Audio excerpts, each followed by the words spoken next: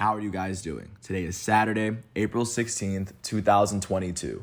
I'm James Sims, and for this episode of The Elite, I'm going to do an elite individual profile on Nolan Arenado. The elite third baseman for the St. Louis Cardinals turns 31 today, and what I'm trying to do with this episode is to do an in-depth review in what he's been able to do since the moment he stepped foot into the MLB, which is quite a lot, not gonna lie. Since Nolan Arenado has stepped foot in the league in 2013, every single time that they've had the opportunity to award the Gold Glove, which is given to the best defender in the league, which is 15 teams, he's won that honor at third base 9 years in a row. Considering I played shortstop, I didn't play a lot of third base. I know how tough it is to play third base. To be the best defensive third baseman in itself for nearly a decade is a ridiculous feat that even in itself is not unmatched, but even in itself is a very rare feat to attain. And not to mention that he's also a player that's won 4 Silver Slugger awards. He's led the National League in home runs multiple times. He's one of the best defensive and offensive players this game has to offer. And I do think that he still has a lot of great baseball ahead of him now that he's actually, I would argue, on a much better and a more capable franchise. With that said, now getting into Arenado's background. He's originally from Newport Beach, California. He would go on to play baseball in Orange County. He would go on to play at El Toro High School with future elite baseball player Matt Chapman. Like, he played on the same team as him, which would make sense as to seeing why they were so great at defense. He would go on to be taken with the 59th overall selection in the 2009 MLB draft out of high school. First pick of this draft was Steven Strasburg by the Nats out of San Diego State. Looking at other players, Mike Trout was the 25th overall pick by the Angels out of high school, just to get a sense of where he was drafted there. But even looking there, he was one of the earlier picks of the second round of this draft. Other notable picks in that second round include DJ LeMahieu, the elite second baseman for the Yankees. Not to mention Kyle Seager, Corey Seager's older brother, was also taken in that round as well, or taken in the next round, but just to get a sense of who all came out in that year. Arenado would officially get moved up to the Colorado Rockies, to the actual team in 2013 in his age 22 season. In his age 22 season in 2013, he would play 133 games in a season where the Rockies would finish with a 74-88 record. They had won 10 more games than the previous season, and within that very first season, Arenado would have 130 hits in those 133 games. That's 3 less hits than games played. He had 49 runs on the year. He had 29 doubles in his rookie season, which is a lot, 4 triples, 10 home runs, and 52 RBIs. Looking at what he did percentage-wise, he would finish with a 267 batting average. Combined, he would have a 706 OPS, which is on-base plus slugging. And looking at what it was compared to the average batter, his OPS plus was at 81, meaning it was 19 points below the average hitter in the National League. However, he would go on to win a Gold Glove in his rookie season, as it's very tough for rookies in any year to win the Gold Glove, showing that he, of course, was I think you have to see Nolan Arenado play defensively in person to understand why I can kind of say, with ease, not with ease, but it wasn't a tough decision to give Arenado the Gold Glove in his rookie season. But once that season came to an end, of course, the Rockies would, of course, miss the playoffs, and this would return Arenado for his second season with the club. His age 23 season would be in 2014, and in that season, he would go on to play 111 games, missing 50 games in a season where the Rockies would finish with a 66-96 record. He would go on to... This was also a season in which Arenado was coming off of a couple of PCL injuries. And even within that 2014 season, he would be put in the disabled list after he actually suffered a mallet fracture in his middle finger against the Braves. But he would go on to finish with 124 hits in those 111 games. His second year would be the first year that he had more hits than games played. He had 58 runs on the year. He had 34 doubles, the first time he would eclipse 30 doubles in a season, despite playing 20 less games in his rookie year. He had 18 home runs and 61 RBIs. Both of them eclipsed his rookie year. He would finish with a 287 batting average, 20 points higher than his rookie season. He would finish with a slugging percentage at 500 for the first time, and alongside his 328 on-base percentage, he finished with an 828 OPS. First time his OPS dipped above 800, and this would be the first time his OPS plus was over 100, as it was 115, meaning it was 15 points better than the average hitter. Even though the Rockies would not make the playoffs and he would not be named an All-Star, he would be named a Gold Glove winner in his second year in the league. And of course, like spoiler, he wins the Gold Glove every single year that he's been in the league. But of course, congratulations to him for being the best defensive third baseman in baseball for the second year in a row, even though the Rockies missed it. But the perception of Nolan Arenado would change in his third season, in the very first year that he became an All-Star, and he did it in Nolan Arenado fashion. In his third season, his age 24 season with the Colorado Rockies in Denver, he would go on to play 157 games in a season where the Rockies would finish with a 68-94 record. They had 2 more wins than the prior season. Nolan Arenado would finish with 177 hits in those 157 games. That's 20 more hits than games played. And of course, this will be the first time he finished with at least 162 hits in a full-on MLB season, meaning that, of course, he's for sure one of the big times. He would go on to finish with 97 runs on the year, nearly 40 more than what he did the year before. He finished with 43 doubles. The second year in a row, he had at least 30. Third year in a row, he's had at least 25. This would be the first time eclipsing 40. He had 42 home runs and 130 RBIs, as both of those led the National League. This would be the first time he had more than 20 home runs. He more than doubled his home run double the year before. And considering he had 61 RBIs, he more than doubled his RBI total from the year before as well. He would go on to finish with a 287 batting average, which is the same as the year before. He had looking at his OBP, he would finish at 898. It would be 70 points higher than it was the year before, his OPS plus would be 124, 24 points better than the average player. He would also lead the National League in total bases. This would be the first time that he's led the league in total bases, as he's also was able to lead the National League in sacrifice flies. In this season, of course, while seeing him put together a statistical masterpiece of a season together, he would go on to be named an All-Star for the very first time in his career in 2015. Not to mention that he would go on to, I guess, in addition to what he did that season, Nolan Arenado was also able to finish 8th in MVP voting. First time he finished top 10 in MVP voting. This was the season where Bryce Harper won his first MVP with the Nationals. But of course, continuing to look on, he would go on to win his 3rd consecutive Gold Glove. And also in that season, he would go on to be named a Silver Slugger for the very first time in his career, meaning that he was the best hitter at his position. But once this season came to an end, like I said, the Rockies would miss the playoffs, so people would be more aware of who Nolan Arenado was at that position. Arenado would return for his 4th full season with the Rockies in his age 25 season in 2016.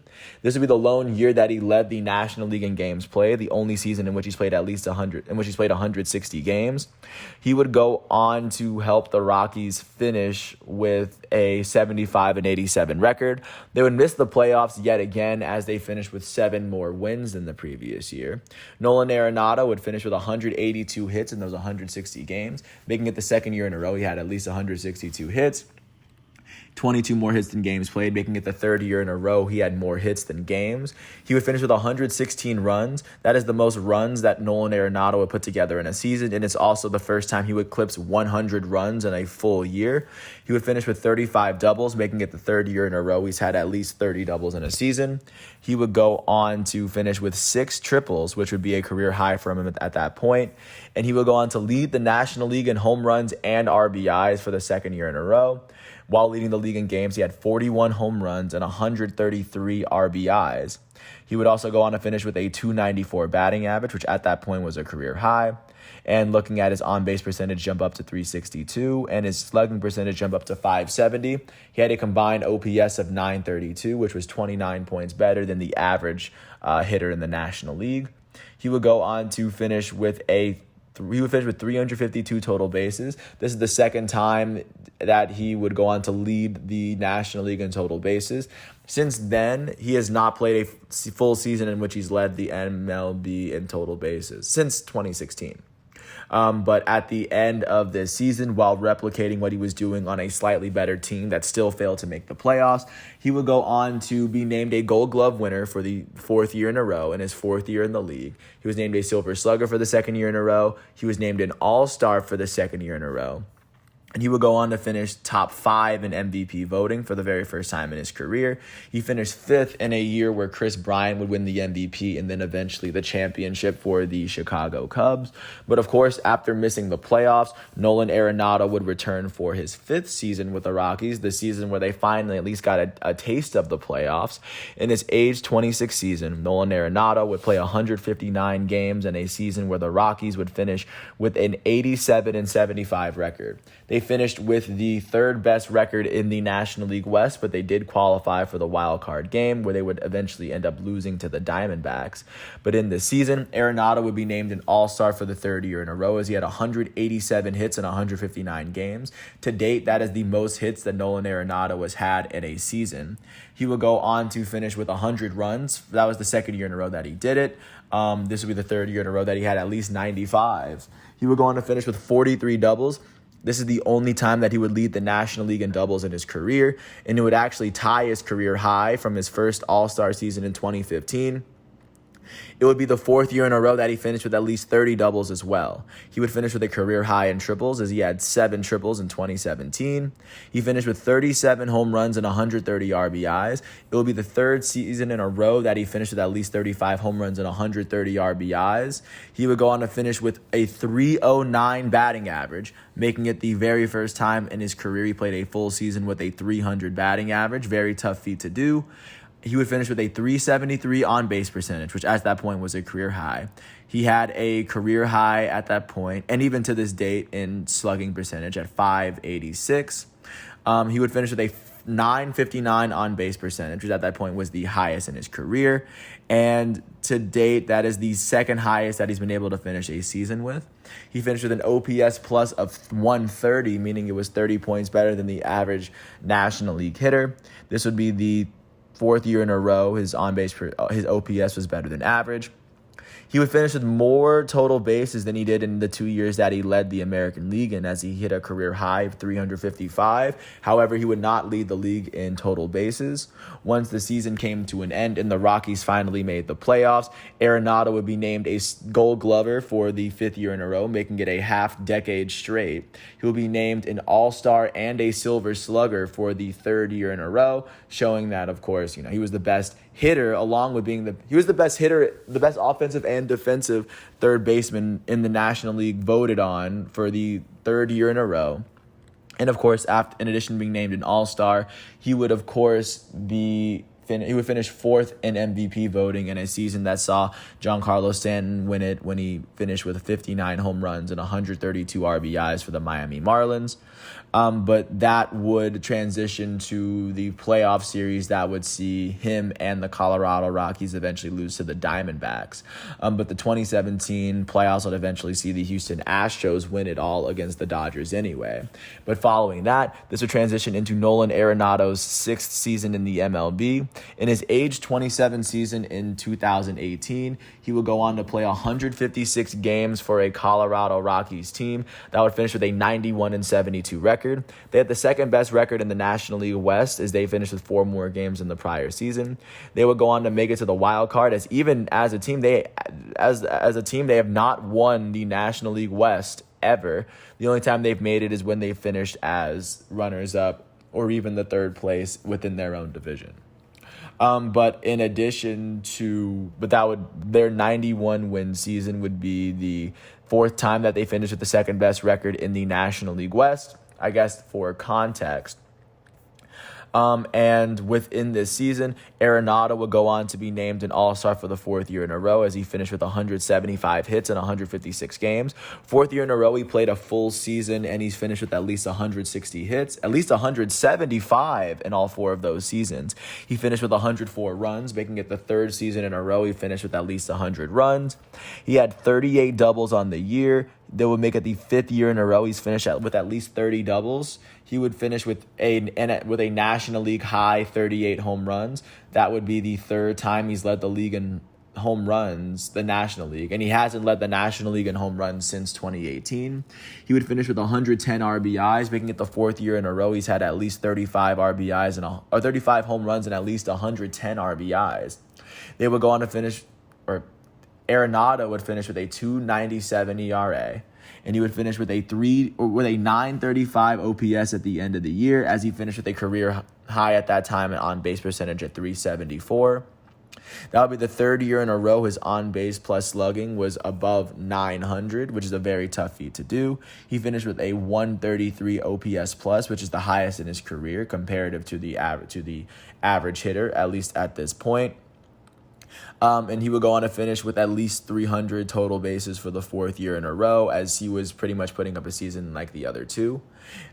In this season, in his 6th year in the league, he would be named the Gold Glove winner at 3rd base in the National League. For the 6th year in a row, he would be named a Silver Slugger. He was the best offensive 3rd baseman for the 4th year in a row. Not to mention that he was named an All-Star, because of course you wouldn't be the Gold Glove and the Silver Slugger winner if you weren't an All-Star. At the end of 2018, he would finish 3rd in MVP voting in a year where Christian Yelich won it for the Milwaukee Brewers. After Yelich led the league in batting average, slugging percentage, and on base and OPS. That would be the highest that Nolan Arenado is, or the closest that he's come to winning the MVP. But once this 2018 season would come to an end, the Rockies would, of course, be competing in the playoffs. They would actually win their wild card game against the Cubs, and in his very first full-on series, the Rockies would end up getting swept by the Brewers, and that series would end up, or the playoffs would end up with the Boston Red Sox being the victorious team. But following that, this would lead into Nolan Arenado's 7th season with the Rockies in 2019. In his age 28 season, he would go on to play 155 games for a Rockies team that would end up with a 71-91 record. They had 20 less wins than the prior season, as not a lot was going well for them. But of course, Arenado would finish with his 5th consecutive All-Star season. He would finish with 185 hits in 155 games, making it the 5th year in a row he's had at least 170 hits. This would be the 6th year in a row that he would have more hits than games played as well. This would be the 4th year in a row he's finished with at least 100 runs, and he hasn't had 100 runs in a season since 2019. He finished with 31 doubles. That made it 6 years in a row he's had at least 30 doubles in a season. He would finish with 41 home runs, making it the 3rd time in a 5-year stretch that he would finish with at least 40 home runs, and it'll make it the 50th year. It'll make it the 5th year in a row that he finished with at least 35 home runs. He would go on to finish with 118 RBIs on the season, making it the 5th year in a row he's had at least 110 RBIs, which is a ridiculous amount of RBIs to at least make your constant. He would finish with a 315 batting average, which to this date is the highest batting average he's put together in a whole season. He would finish with a 379 on-base percentage, which to date is his highest career on-base percentage. He finished with a 583 slugging percentage, which is only 3 points below his career high. He would go on to finish with a .962 OPS, which to this day is the highest OPS that he's ever put together in a season. He would also touch 343 bases, making it the 5th year in a row he's touched at least 300 bases. Once this season came to an end, Nolan Arenado was given the Gold Glove for the 7th year in a row. He was named an All-Star for the 5th year in a row. And in 2019, he would, of course, be 6th in MVP voting.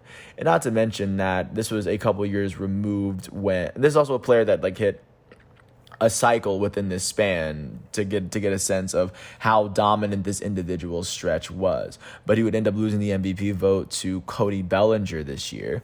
But that would be the end of that season, as the Rockies would go on to miss the playoffs. And this would transition into Nolan Arenado's 8th and final season with the Colorado Rockies, which was during the COVID season, in which they had to shorten a 162-game season to 60 games for each team. Nolan Arenado would play 48 games in a season where the Rockies would end up going 26-34. And even when they expanded the playoffs, the Rockies still were unable to qualify. But in those 48 games, Arenado had 46 hits. This would be the first time since his rookie season in which he's had less hits than games played. He would go on to finish with 23 runs in that span. He had 9 doubles, 8 home runs, and 26 RBIs. Looking at the stat, or just looking at how his percentages went out, he finished with a 2.53 ERA and a 7.38 OPS. The first time his OPS was below 800 since his rookie year. However, he was still given and awarded the Golden Glove. For all 8 years that he was in Colorado, he was the best third baseman in the National League. But once that season came to an end, the Rockies would, of course, miss the playoffs, and that would, of course, create the gap in his All-Star break. But once that 2020 season came to an end, he would go on to sign with the St. Louis Cardinals, as, of course, the Cardinals are they have their own history within their franchise. The Cardinals actually acquired Nolan Arenado in exchange for Austin Gomber, Mateo Gil, Tony Lochi, Eloy Montero, and Jake Sommers. But with this trade, of course, they were able to get a good amount out of Nolan Arenado. Because I forgot, Arenado signed his big deal with the Rockies. He signed a $260 million contract in 2019, which would carry into his Cardinals career.